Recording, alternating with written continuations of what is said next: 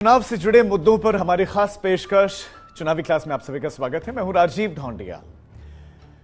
चुनावी मौसम में अखबार, टीवी और होर्डिंग्स पर पार्टीज और प्रत्याशियों के विज्ञापनों की भरमार रहती है, लेकिन सवाल यह है कि इन राजनीतिक दलों के पास ये पैसा आखिर कहां से आता है। आमतौर पर राजनीतिक दल स्वैच्छिक दान, क्राउड फंडिंग, कूपन बेचना, पार्टी का साहित्य बेचना, सदस्य अभियान और कॉर्पोरेट चंदे से पैसा जुटाते हैं। इसे चुनावी या इलेक्टोरल बॉन्ड भी कहा जाता है। चुनावी बॉन्ड से मतलब दरअसल एक ऐसे बॉन्ड से होता है जिसके ऊपर एक करेंसी नोट की तरह उसकी वैल्यू या फिर मूल्य लिखा होता है।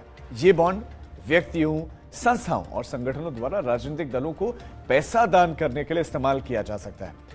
इसे भारतीय स्टेट बैंक की चुनिंदा शाखाओं से किसी भी भारतीय नागरिक या कंपनी के द्वारा खरीदा जा सकता है। इलेक्टोरल बॉन्ड यूज करना बहुत आसान है और ये बॉन्ड 1000 रुपए के मल्टीपल में पेश किया जाता है और ये 1000, 10,000, 1 लाख और 1 करोड़ की रेंज में हो सकते हैं। कोई भी डोनर जिसका केवाईसी कंप्लायंट अकाउंट हो, इस तरह के बॉन्ड को वो खरीद सकता है और बाद में इन्हें किसी भी राजनीतिक दल को डोनेट किया जा सकता है। इसके बाद रिसीवर इसे कैश में कन्वर्ट करवा सकता है। भारत में इलेक्टोरल बॉन्ड इसलिए लाए गए थे ताकि सियासी चंदे में काले धन के लेन देन का खात्मा किया जा सके।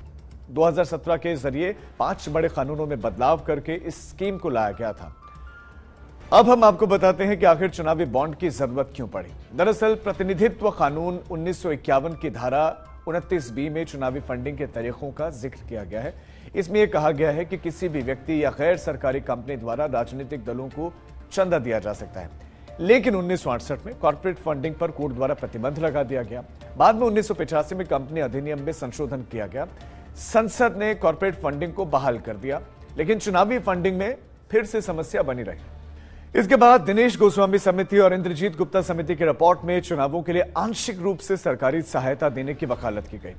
साल 2003 में सरकार ने व्यक्तिगत और कॉर्पोरेट चुनावी फंडिंग को पूरी तरह से टैक्स फ्री बना दिया।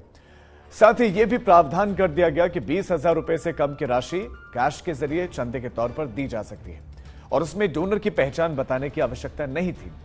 इस कारण चुनावी फंडिंग की प्रक्रिया और भी विवादित हो गई, लेकिन बाद में साल 2017 में केंद्र सरकार ने चुनाव आयोग की सिफारिश पर कैश के रूप में चंदे की सीमा 20,000 से घटाकर 2,000 रुपए कर दी। चुनावी फंडिंग को और पारदर्शी बनाने के लिए चुनावी बॉन्ड के कॉन्सेप्ट को लेकर आया गया। हालांकि फंडिंग की यह प्रक्रिया भी विवादों में आ गई और इसे लेकर सुप्रीम कोर्ट में सुनवाई चल रही है। चुनाव से जुड़ी ऐसी ढेरों जानकारी के लिए जुड़े रहिए चुनाव आज तक के साथ।